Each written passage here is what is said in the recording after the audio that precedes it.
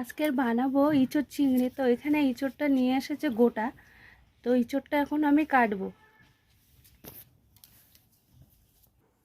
তো আমি এরকমভাবে কেটে নিচ্ছি। প্রথমে দু অর্ধেক করে নিয়েছি, এটাও কাটছি।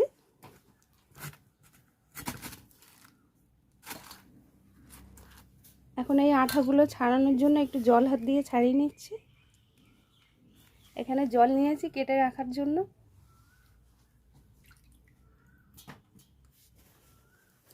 এগুলো এখন ছোট ছোট টুকরো করব। এগুলো জলে দিয়ে দিয়েছি ছোট ছোট করে কেটে। তো পুরোটা আমি এরকমভাবে কেটে নিচ্ছি। তো এখানে আমি পুরো ইঁচড়টা কেটে নিয়েছি। এখানে আলু নিয়েছি, এখানে নিয়েছি চিংড়ি মাছ নুন হলুদ মেখে। কড়াইতে সর্ষের তেল গরম হয়ে গেছে, এখন আমি চিংড়ি মাছগুলো ভেজে নিচ্ছি।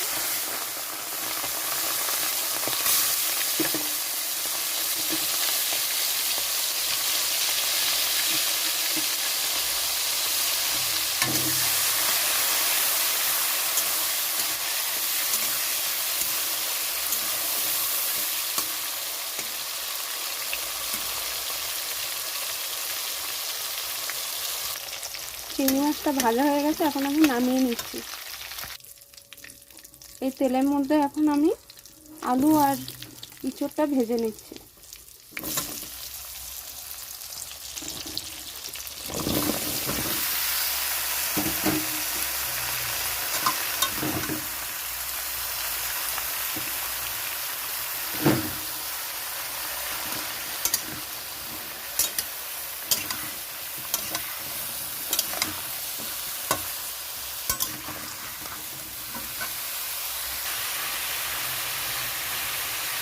এখানে অল্প পরিমাণে একটু নুন দিয়ে দিচ্ছি ভাজার জন্য,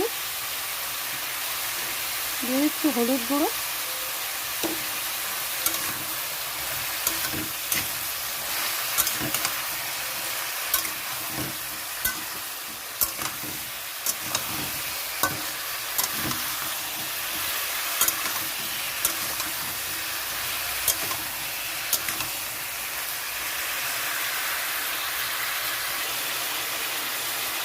একটু চাপা দিয়ে রাখছি। সিদ্ধও হবে, ভালো ভাজাও হবে। এখন আমি চাপাটা নামিয়ে নিচ্ছি। সিদ্ধও হয়ে গেছে, ভাজাও হয়ে গেছে। এখন আমি এটা নামিয়ে নিচ্ছি। ভেজে নামিয়ে নিয়েছি। কড়াইতে আরও একটু তেল দিয়ে দিচ্ছি। কড়াইটা একটু কালো হয়েছে, যেহেতু ভেজে নিয়েছি ইঁচড়টা, তার জন্য।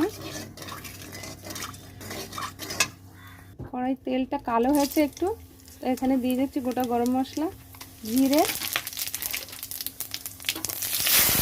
পেঁয়াজ কুচি, লঙ্কা কুচি, তেজপাতা।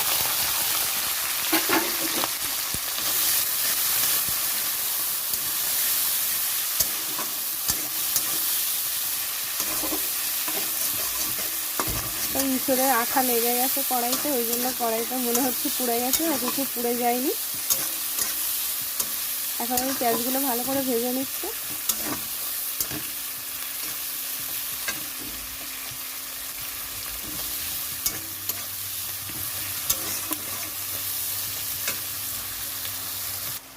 পেঁয়াজটা ভাজা হয়ে গেছে।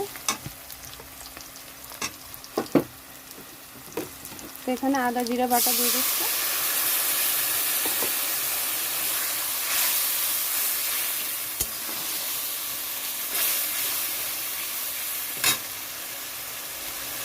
এখানে দিয়ে দিচ্ছি পরিমাণ মতো নুন, একটু হলুদ গুঁড়ো, কাশ্মীরি লঙ্কার গুঁড়ো, দিয়ে দিচ্ছি টমেটো,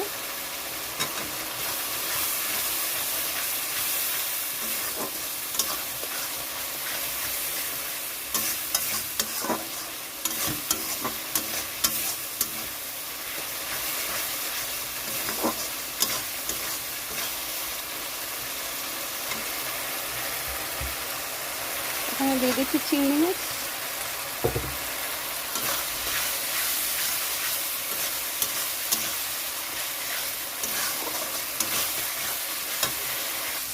মশলাটা কষানোর জন্য একটু জল দিয়ে দিচ্ছি।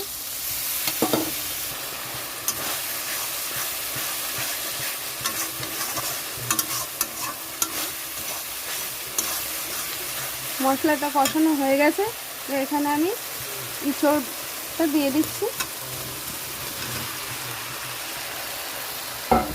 ভেজে রাখা আলু ইঁচড়টা দেওয়ার পরে এখন ভালো করে কষাচ্ছি।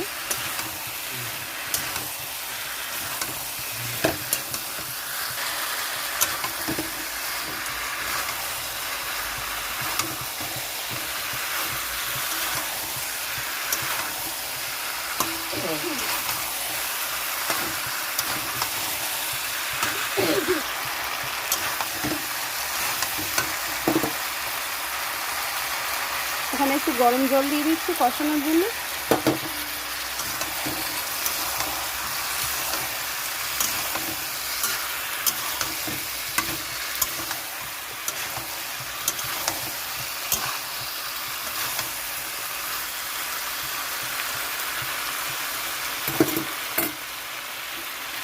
এখন আমি একটু চাপা দিয়ে রাখছি।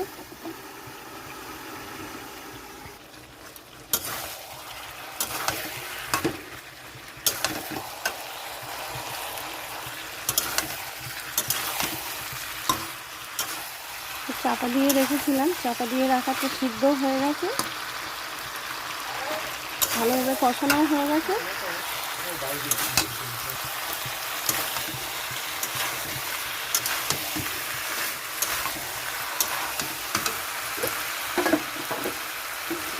তো এখানে আমি গরম জল দিয়ে দিচ্ছি।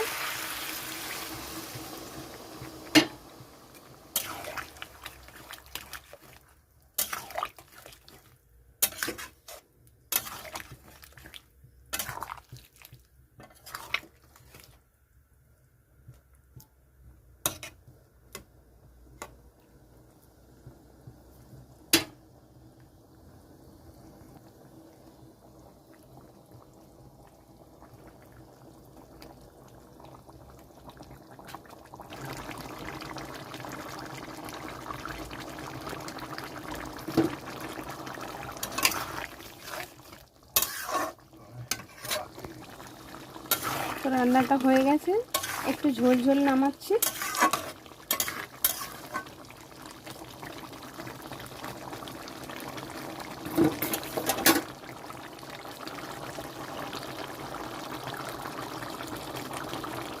তো নামিয়ে নিয়েছি রান্নাটা।